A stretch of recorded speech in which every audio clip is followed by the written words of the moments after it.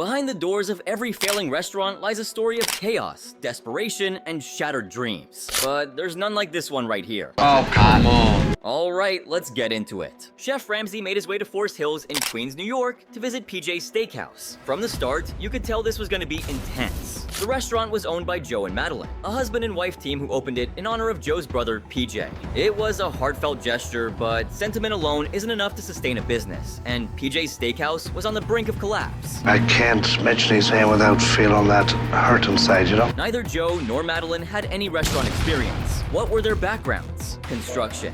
Yep, not exactly the expertise needed to run a successful steakhouse. Despite this, they had already sunk a staggering $2 million into the business, hoping to preserve PJ's legacy. You know what I know about running a high-end steakhouse? Apparently not much. When Chef Ramsay arrived, the exterior of PJ's Steakhouse gave a great first impression. Polished, well-maintained, and classy. But as we know, Chef Ramsay doesn't visit thriving restaurants. The first issue presented itself immediately. No one was at the front to greet him. While the interior matched the upscale look of the exterior, Chef Ramsay was left wandering like a lost tourist, probably questioning if he'd walked into the wrong place. Not exactly the most inviting welcome, right? Well, anybody here? My goodness me. No one at the front desk. Eventually, he headed to the bar where he found Joe, the owner, just lounging around, looking completely relaxed, as if he were in his living room. The place was nearly empty, with no customers and no one managing the front desk, a clear sign of the restaurant's struggles. Chef Ramsay quickly noted the lack of foot traffic, but Joe seemed indifferent to the issue. Hello?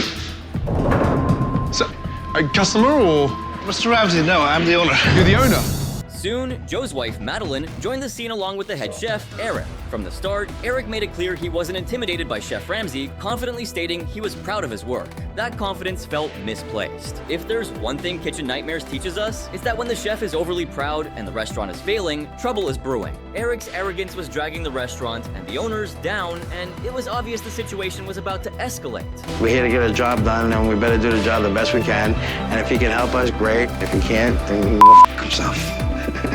Chef Ramsay wasted no time asking the obvious question. Why wasn't such a well-designed restaurant making money? Joe admitted that his own laid-back attitude was a significant factor. He preferred to relax with a glass of wine rather than actively manage the business. If only running a restaurant were that easy. Chef Ramsay decided to investigate the food, the true heart of any restaurant. Eric, brimming with confidence, dismissed the idea that the food could be an issue. According to him, the problem lay elsewhere. His arrogance was palpable. I'm gonna have some lunch, and then we'll talk after you.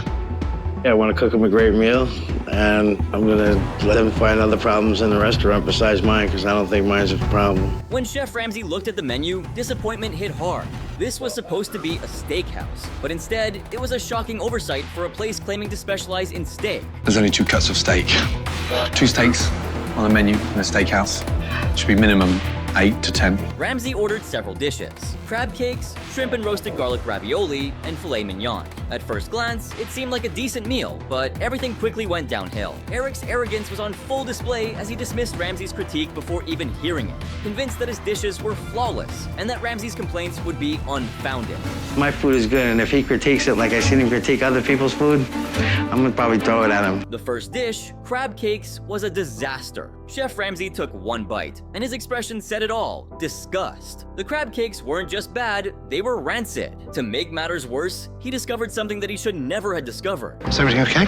Yeah, the chef sent out a little surprise. I got bits of plastic running through there. Meanwhile, where was Joe? The owner sat at the bar watching television, and they wondering why they're not doing well. The steak didn't fare much better, it was tough and served with raw onions. The ravioli, however, was the lowest point. Just a mouthful of acidic, thick, rich, creamy sauce that tastes like there's a buzz in your mouth. Fed up, Chef Ramsay stormed into the kitchen to confront Eric. Despite the appalling food, Eric remained defensive. His refusal to accept criticism only deepened the frustration. I get a lot of compliments, man. A A lot. lot of compliments from where? The place is fucking empty. The tension boiled over as Joe, Madeline, and Eric started pointing fingers at each other, refusing to take responsibility for the failing business. Chef Ramsay gave them a blunt reality check. Without drastic changes, PJ's Steakhouse wouldn't survive. He's given up. I see that myself here. I've given up. After that chaotic lunch, Chef Ramsay sat down with Madeline, the one person who hadn't entirely given up. Their conversation was deeply emotional. Joe's brother. Joe's brother. Joe's brother owned an Irish bar restaurant here 10 years ago, and he died when it was at its peak. Madeline explained that buying the restaurant had initially pulled Joe out of his depression. For a while, it seemed like a way to honor PJ's memory and heal, but now the restaurant was sinking financially. With weekly revenue of just $4,000 and a break-even point of $17,000, they were in dire straits. They had even sold their dream home, a house Madeline had designed herself to keep the restaurant afloat. The weight of their struggles was palpable. And I think that's why he's at that bar having drinks, because he's looking around. He is embarrassed. After hearing Madeline's story, Chef Ramsay understood the emotional significance of the restaurant to the family. But to truly grasp the scale of the problem, he needed to witness a dinner service. What followed was nothing short of a disaster. At the front desk, Madeline was greeting guests, but her approach was far from smooth. Can I take your coat? Oh, actually, I'm real comfortable.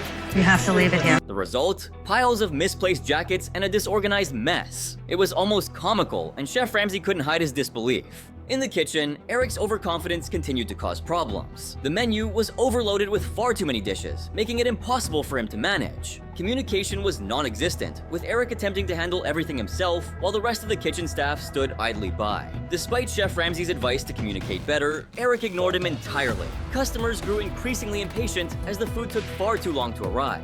Madeline admitted it typically took 2 hours to complete a meal at PJ's, a ridiculous wait time. Got to talk to them. Come on. At least talk. What table's this?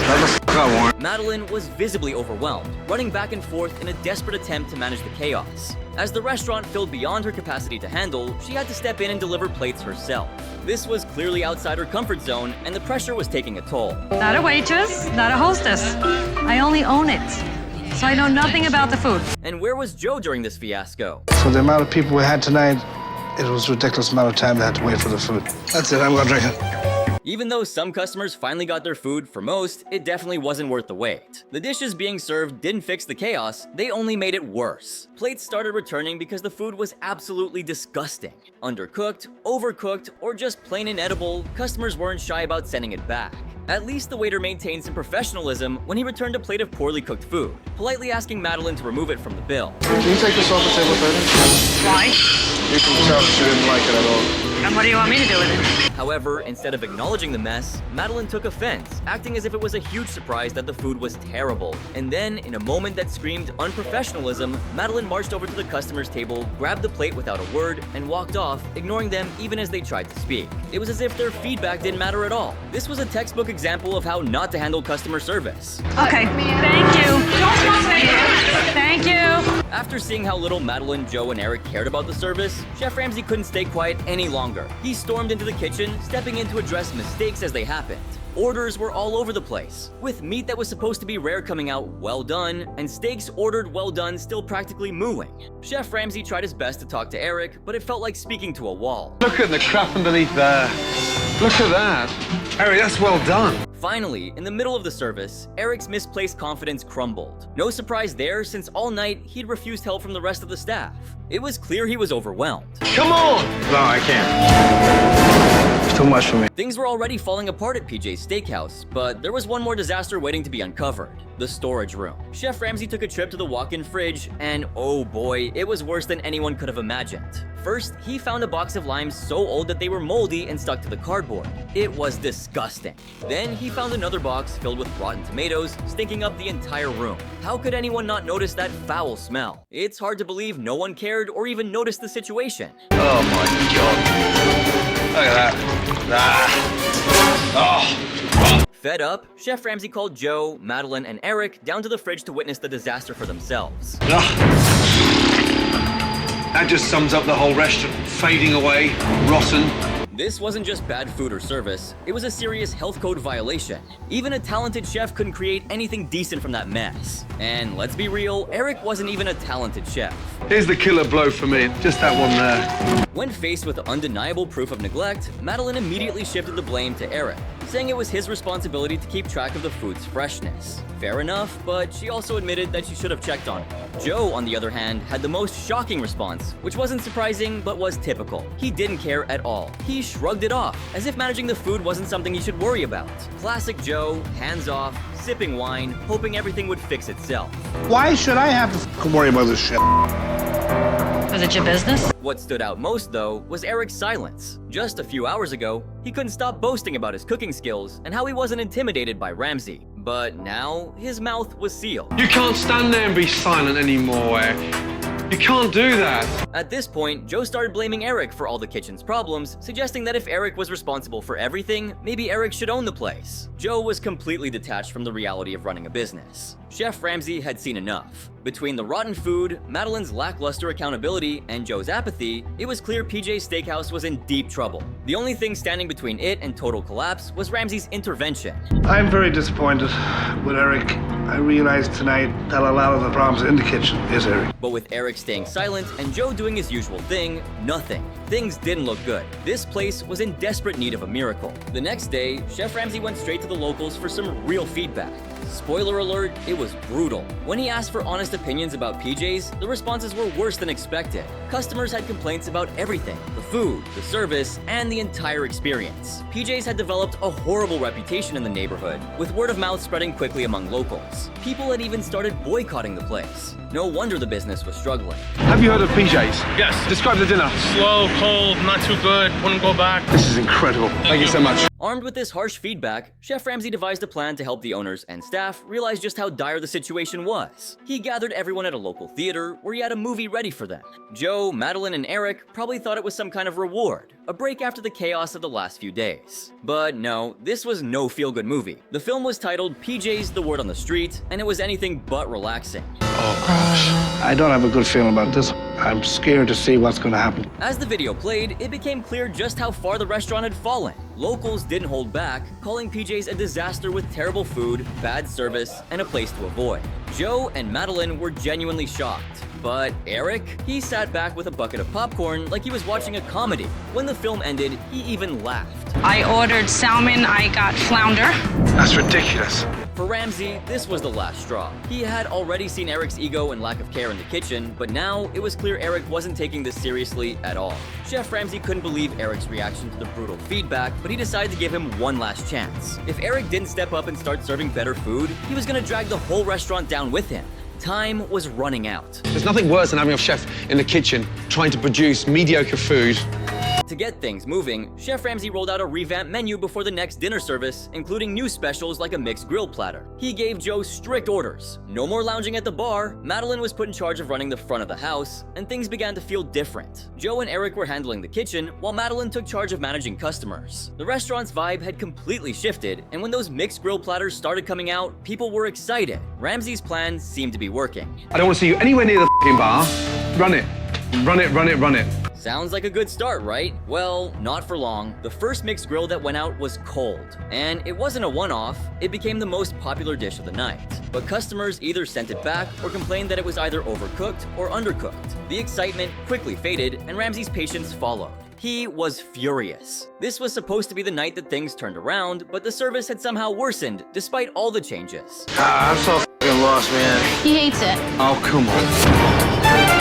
This is getting worse than last night. Chef Ramsay tried to step in, simplifying the kitchen process to help Eric manage orders. But Eric had had enough. Instead of taking Ramsay's advice, Eric started pushing back. It wasn't just resistance, it was outright cursing at Ramsay right in the middle of service. Ramsay was trying to help, and Eric's ego just wouldn't let him accept it. There's one simple f***ing dish on there to make things look somewhat easier. Yeah, real f***ing simple. Things quickly spiraled out of control, and it was clear Eric couldn't handle the heat in the kitchen anymore, both literally and figuratively. In a shocking moment, Eric decided to walk out. That's right, the head chef, the one responsible for getting the food out, just up and left in the middle of service, shutting down the kitchen. Ramsay was left completely stunned. I don't care anymore. Let's stop the madness. Stop it. Close the f***ing door. With no one left to cook, PJ's had no choice but to close for the night. The disaster continued as customers were left without their meals, and the momentum Ramsay tried to build was completely lost. It was a nightmare scenario, especially with the head chef quitting. The night ended badly, and with Eric gone and the restaurant in tatters, Ramsay knew PJ's had hit rock bottom. The question now was whether they could even recover. At this point, Ramsay knew it was time for drastic action. He called an urgent meeting with Joe and Madeline to address Eric's unreliability. Madeline didn't mince words. Eric might be able to cook, but he wasn't a chef, and the restaurant couldn't survive with him at the helm. Surprisingly, Joe agreed. It was clear they had a choice. Either Eric goes or the business does. It was a no-brainer. If my shit's not good enough, let him find somebody else, because I'm f***ing done with it. Ramsay offered a solution. He'd bring in a new chef and even pay their first month's salary. It was an incredibly generous move, one that Joe and Madeline couldn't refuse. With Eric out of the picture, the future of PJ's started to look a little brighter. The next day, Ramsay was ready to roll out his big plan for the restaurant. It wasn't just about the food, it was a full-scale transformation. The first step, a complete rebrand. Ramsay changed the name to PJ's Grill, giving the restaurant a fresh, casual vibe that felt more welcoming. The new decor was a heartfelt tribute to PJ, with family photos and touches honoring Joe's late brother. When Joe and Madeline saw the new look, they were overcome with emotion, realizing how much Ramsay cared. This area here is dedicated to him. Now it has a proper meaning.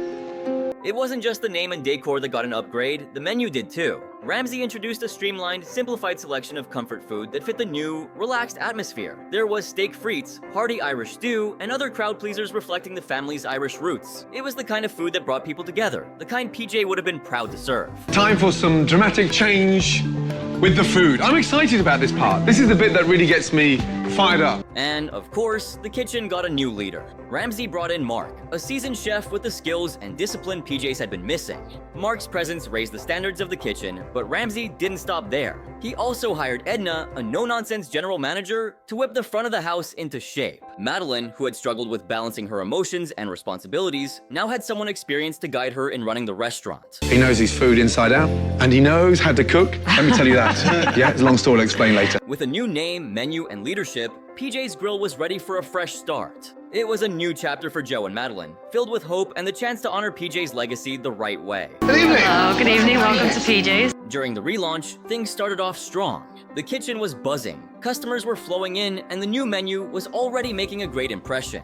Even one of the former customers who had given negative feedback during the video Ramsay showed returned for dinner. I was shocked that he's back for a surprise visit, and I hope that we won't disappoint him. She was eager to give the place another shot and even asked Ramsay to pay extra attention to her order, showing her support for the changes. The kitchen was cranking out dishes, and to everyone's relief, customers loved them. The feedback was glowing, and it looked like the night would be a huge success. But as with anything new, there was still room for improvement. Edna, the newly appointed general manager, noticed something strange. Madeline, you won. Madeline is about to get her first of many lessons in proper management. Madeline.